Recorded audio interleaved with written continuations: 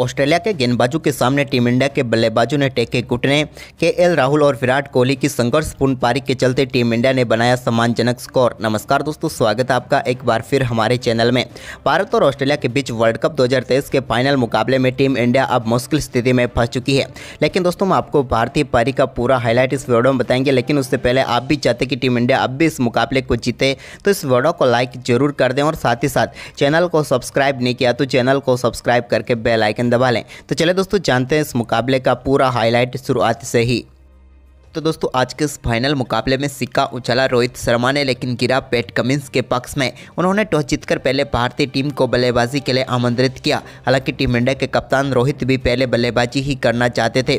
ऐसे में दोनों टीमें अपने अपने नेशनल एंथम के साथ मैदान पर उतरी। तो दोस्तों, टीम इंडिया की तरफ से पारी की शुरुआत करने उतरे रोहित शर्मा, तो उनके साथ थे शुभमन गिल। आज के मुकाबले में टीम इंडिया को पहले ओवर में सिर्फ 3 ही रन मिले, लेकिन इसके बाद रोहित शर्मा ने कमाल की बल्लेबाजी करते हुए दूसरे ओवर से ही अपने रंग में उन्होंने बल्लेबाजी करनी शुरू कर दी और दूसरे ओवर में 2 बेहतरीन चौके उनके बल्ले से हेजलवुड की गेंद पर देखने को मिले। तो वहीं पर इसके बाद उन्होंने शानदार बल्लेबाजी करते हुए इस मुकाबले का पहला छक्का 4वें ओवर की 5वीं गेंद पर जड़ा, जब उन्होंने जॉस हेजलवुड की गेंद पर ही एक कमाल का छक्का डीप मिड विकेट के ऊपर से जड़ दिया। इसके बाद एक और शानदार चौका 4वें ओवर की आखिरी गेंद पर भी उनके बल्ले से देखने को मिला, जहां पर उन्होंने मिड ऑन की तरफ गेंद को 4 रनों के लिए भेज दिया। लेकिन इसके बाद आज के मुकाबले में टीम इंडिया को पहला झटका 5वें ओवर की दूसरी गेंद पर मिचेल स्टार्क ने दिया, जब शुभमन गिल अपना कैच एडम जेम्पा को थमा बैठे और इस मुकाबले में वो कुछ भी खास नहीं कर पाए। हालांकि उन्होंने 7 गेंदों का सामना किया, लेकिन सिर्फ 4 रन बनाकर पेविलियन लौटे और भारतीय टीम को पहला झटका लगा। लेकिन इसके बाद इसी ओवर की आखिरी गेंद पर रोहित शर्मा के बल्ले से एक और कमाल का छक्का देखने को मिला लॉन्ग ऑफ के ऊपर से, और गेंद को उन्होंने सीधे स्टैंड में डिपॉजिट कर दिया।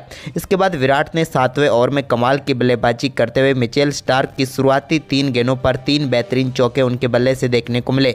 एक चौका उन्होंने मिड ऑन की तरफ लगाया, तो इसके बाद 2 बेहतरीन चौके कवर ड्राइव के जरिए उनके बल्ले से देखने को मिले।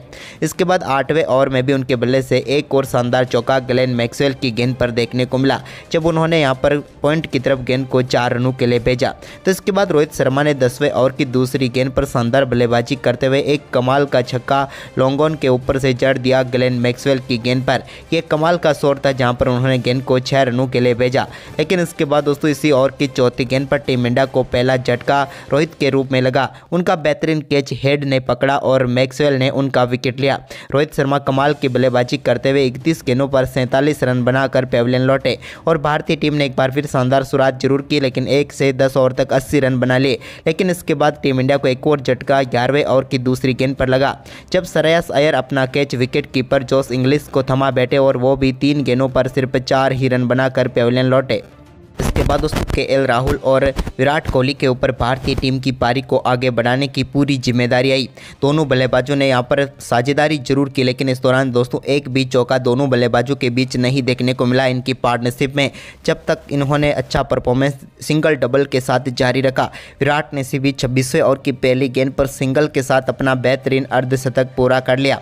उन्होंने अर्धशतक के लिए 56 गेंदों का सामना किया। लेकिन इसके बाद दोस्तों 27वें ओवर की दूसरी गेंद पर ग्लेन मैक्सवेल की गेंद पर एक पैडल स्वीप के जरिए एक बेहतरीन चौका यहां पर केएल राहुल के बल्ले से देखने को मिला। लेकिन यह चौका 97 गेंदों के बाद आया इन दोनों बल्लेबाजों की पार्टनरशिप में। लेकिन इसके बाद 29वें ओवर की तीसरी गेंद पर पैट कमिंस ने विराट कोहली को बोल्ड करके पेविलियन भेज दिया। विराट कोहली के बल्ले का इनसाइड एज लगा और वो आउट होकर पेविलियन लौटे और भारतीय टीम को करारा झटका लगा। विराट ने 63 गेंदों पर 54 रनों की पारी खेली। इसके बाद दोस्तों रविंद्र जडेजा और केएल राहुल के ऊपर जिम्मेदारी थी, लेकिन दोनों बल्लेबाजों ने संभल कर बल्लेबाजी करनी शुरू की। इसी बीच शानदार बल्लेबाजी करते हुए अपना बेहतरीन अर्धशतक केएल राहुल ने पूरा किया। इसके लिए उन्होंने 86 गेंदों का सामना किया और सिर्फ एक चौका उनके बल्ले से निकला, लेकिन एक तरफ से जुझारू पारी वो खेलते हुए नजर आए। लेकिन इसी बीच 36वें ओवर की 5वीं गेंद पर टीम इंडिया को एक और झटका जॉस हेजलवुड ने दिया। उन्होंने रविंद्र जडेजा को विकेट कीपर जॉस इंग्लिश के हाथों कैच कराकर पेविलियन भेजा। जडेजा ने 22 गेंदों पर 9 रनों की की पारी खेली। तो वहीं पर इसके बाद नए बल्लेबाज सूर्य कुमार यादव उतरे तो उन्होंने 39वें ओवर की छठी गेंद पर एक शानदार चौका यहां पर जड़ दिया। बैकवर्ड पॉइंट की तरफ उन्होंने एडम चेम्पा की गेंद पर यह शानदार चौका लगाया। लेकिन इसी बीच 42वें ओवर की तीसरी गेंद पर टीम इंडिया को एक और झटका यहां पर केएल राहुल के रूप में लगा। केएल राहुल अच्छी बल्लेबाजी कर रहे थे, लेकिन 107 गेंदों पर 67 रन बनाकर वो भी मिचेल स्टार्क का शिकार बने।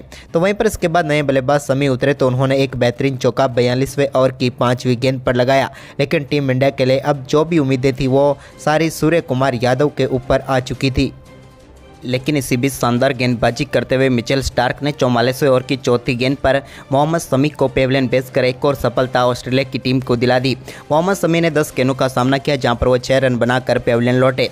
तो इसके बाद एक और सफलता यहां पर ऑस्ट्रेलिया की टीम को 45वें ओवर की 5वीं गेंद पर एडम चेम्पा ने दिलाई, जहां पर उन्होंने जसप्रीत बुमराह को LBW आउट करके पेविलियन भेजा।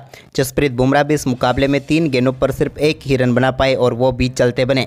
तो वहीं पर उसके बाद सूर्य कुमार यादव काफ़ी देर तक संघर्ष जरूर किया, लेकिन वो भी आज के मुकाबले में कुछ खास नहीं कर पाए और अंत में हेजलवुड का शिकार बने और भारतीय टीम को एक और करारा झटका लगा। वहीं पर इसके बाद दोस्तों शानदार परफॉर्मेंस रहा अंत में यहाँ पर कह सकते हैं हम कुलदीप यादव का, जिन्होंने 18 गेंदों पर 10 रनों का योगदान दिया। तो वहीं पर सिराज ने 8 गेंदों पर 9 रनों का योगदान दिया, जिसके चलते टीम इंडिया का स्कोर 240 रनों तक पहुंचा और 241 रनों का लक्ष्य रखा ऑस्ट्रेलिया की टीम के सामने इस वर्ल्ड चैंपियन बनने के लिए।